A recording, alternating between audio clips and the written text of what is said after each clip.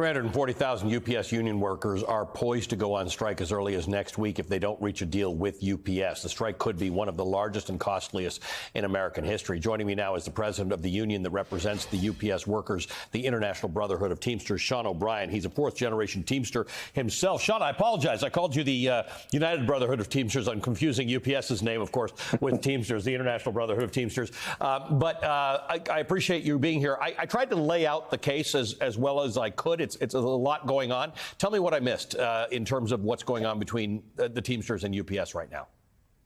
Well, I think you're correct. We made a significant amount of movement. 95% of the contract non-economic issues are done. We've made improvements on air conditioning, made improvements on protecting against excessive heat. We've secured Martin Luther King as a paid holiday, Martin Luther King Day. We also got about 65 total improvements, all favorable for our members. And then we get down to economics, and that's where it broke down on July 5th at 4:15 a.m. And what's your sense of it? I mean, obviously, you're not in the business of predicting or putting your thumb on the scale, but do you have a sense that there's going to be a strike?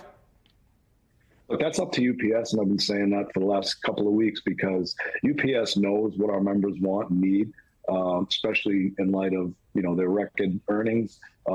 They've been giving stock options at 50% higher. They paid $8.4 billion out to the stockholders. It's been lucrative stock options for CEOs and upper management, and all the while, those folks have never touched, loaded, and or delivered a package, especially through the pandemic, where our members sacrificed themselves on a daily basis, worked extremely hard to put supply chain solution as a priority and make sure people had everything they needed. And now it's time to reward those folks. And comparing this to 1997, where some of the demands were similar, the big difference, of course, is this just-in-time economy we're in, the thing that we all learned during COVID, right? Most Americans didn't really think about supply chain all that much. Now we all know everything about supply chain.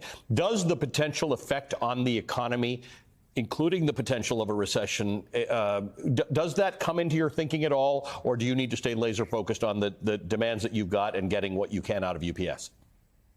Yeah, we're staying laser focused on, getting the best contract for our members. Obviously, I don't think anybody wants a recession, especially in light of the supply chain and how valuable Teamsters are, and we've proved our worth. But at the end of the day, we can't compromise any of our beliefs or disciplines. And if we do go into a recession, I think we've all seen recessions. We've come out of them. But we can't compromise our position right now. And I think we've got some tremendous leverage, and we're going to utilize that to get the best contract regardless. Do you share the view that a prolonged Teamster strike at UPS could trigger a recession? I'm certain it could. And there's no doubt. I think our members deliver 7% of gross national product, so that would have a significant impact on the economy. But like anything else, there's going to be short-term pain for a long-term gain for our members.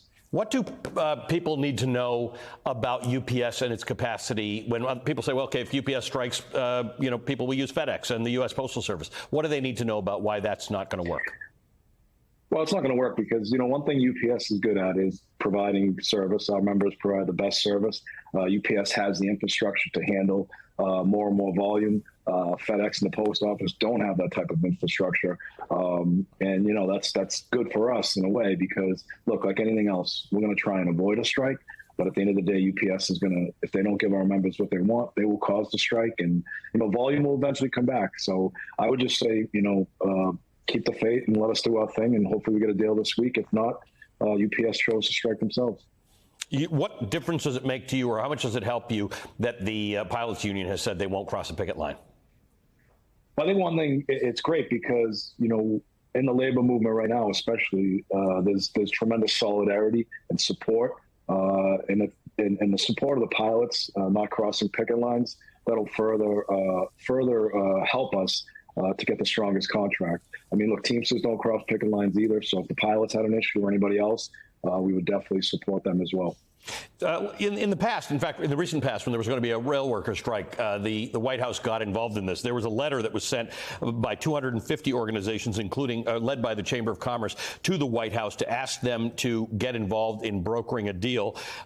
You tell me what your position is on this. I know that you and the Teamsters have asked the president not to get involved or not to intervene if there's a strike. Do you oppose the administration being involved in the negotiations before there's a strike? Yeah, absolutely. I mean, we can handle our own business. We don't need any outside intervention from the White House or anybody else. Look, I've been saying this. My neighborhood where I grew up, if two people were having a disagreement on the street corner and you had nothing to do with it, just keep walking. It'll work itself out. We feel that's our position right now. And look, as long as UPS comes to the table, ready to give a deal and give our members what they want, we won't have to worry about the strike and or any intervention from anybody. UPS tells me that one of the things they hold in great esteem is their longstanding good relationship with the Teamsters. They feel that that counts for something right now. What's your response? Look, relationships are good. I mean, some days are good, some days they're bad, right? But right now we're not in a good spot. But you know, if they do the right thing, then the relationship can start to be what it was before. But look, our relationship, the most important relationship to us is our members, 340,000. You know, regardless of whether UPS likes us, they don't like us, we do have to do our jobs and represent the people that allow us this opportunity and privilege to lead them. Sean, I appreciate you talking to me. I'd like to just offer you a standing invitation. Obviously, if this strike gets close or happens, I'd like to bring you back on the show to continue this conversation. Thank you for being with us this morning. Absolutely. Thank you very much, sir. I appreciate you. Sean O'Brien is the president of the International Brotherhood of Teamsters.